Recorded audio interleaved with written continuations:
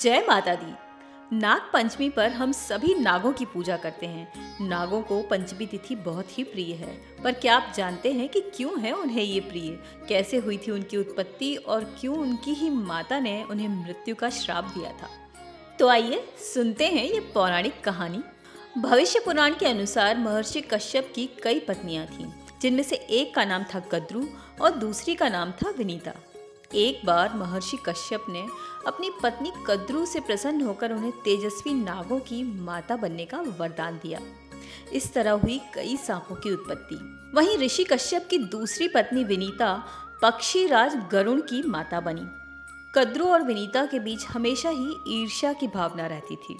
एक बार समुद्र मंथन के दौरान एक सफेद और बहुत ही सुंदर घोड़ा प्रकट हुआ, जिसे देखकर विनीता ने कहा, अरे देखो कितना सुंदर घोड़ा है। परंतु कद्रू विनीता को किसी भी तरह नीचा दिखाना चाहती थी और कद्रू बोल उठी, इस घोड़े की पूंछ तो काली है, कहाँ से सुंदर है ये। अब इस बात पर दोनों में वाद विवाद होने लगा। अब घोड़े की पूंछ काली तो थी नहीं, पर कद्रू किसी भी तरह अपनी बात सिद्ध करना चाहती थी और विनीता को नीचा दिखाना चाहती थी।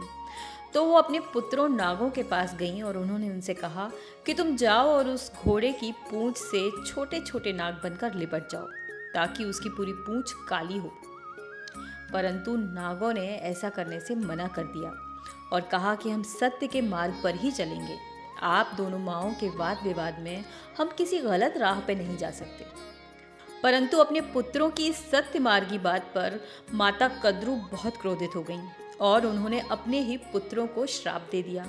उन्होंने कहा कि पांडव वंश में राजा जन्मेजय होंगे, जो नागों का विनाश करने के लिए सर्पमेध यज्ञ करवाएंगे और उस यज्ञ में जलकर तुम सभी मर जाओगे, क्योंकि आज तुमने अपनी माता की अवज्ञा की। अपनी माता के श्राप से सभी नागपुत्र बहुत दुखी हो गए और सबको अपने अस्तित्व का खतरा सताने लगा। तब उन सबके सबसे बड़े भाई वासुकी ने ब्रह्मा जी के पास जाने का निर्णय लिया।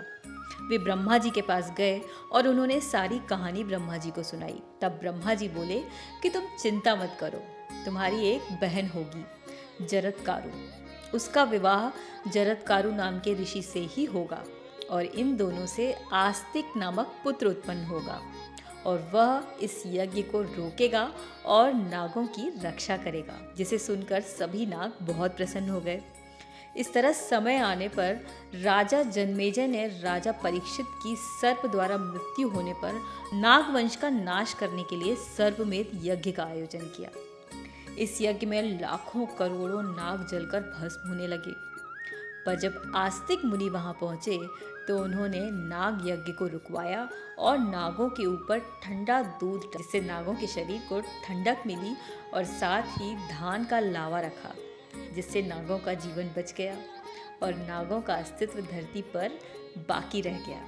अब कहते हैं कि जिस दिन ब्रह्मा जी ने नागों को बचने का वरदान दिया था, उस दिन पंचमी तिथि थी। साथ ही साथ जिस दिन आस्तिक मुनि ने यज्ञ को रुकवाकर नागों को बचाया था, उस दिन भी पंचमी तिथि ही थी। और यही वजह है कि पंचमी तिथि नागों को बहुत प्रिय होती है। जब आस्तिक मुनि ने नागों का अस्तित्व बचाया था, तब नागों ने वचन दिया कि जो भी व्यक्ति आस्तिक मुनि का नाम लेगा, उसे हम कभी कोई नुकसान नहीं पहुंचाएंगे। साथ ही नाग पंचमी के दिन जो व्यक्ति लकड़ी, मिट्टी, गोबर का नाग बनाकर उन्हें फल, दूध, धान, लावा से पूजेंगे, उनको और उनके परिवार को नाग का कभी भय नहीं सताएगा। और इस तरह नाग पंचमी व्रत की पूजा शुरू हुई और नागों का पंचमी तिथि को खास तौर पर सत्कार शुरू हुआ। साथ ही क्योंकि आस्तिक मुनि ने नागों को जलने से बचाया था दूध डालकर, इसीलिए नाग पंचमी पर नागों को दूध चढ़ाने की प्रथा है। तो नाग पंचमी का विशेष अवसर है और ऐसे में अगर आपको जीवित नाग नहीं मिलते हैं तो सिंबॉलिकली नाग को किसी भी चीज़ से बनाकर उसकी पूजा कीजिए, ताकि उनका आशीर्वाद प्राप्त हो। नागों के पीछे भागने की कोई ज़रूरत नहीं है। ये केवल उन्हें याद करने और उनका सम्मान करने के लिए एक तिथि है, जो हम बिना जीवित सांपों के भी कर सकते हैं। तो बोलिए जय भोलेनाथ और हर हर महादेव।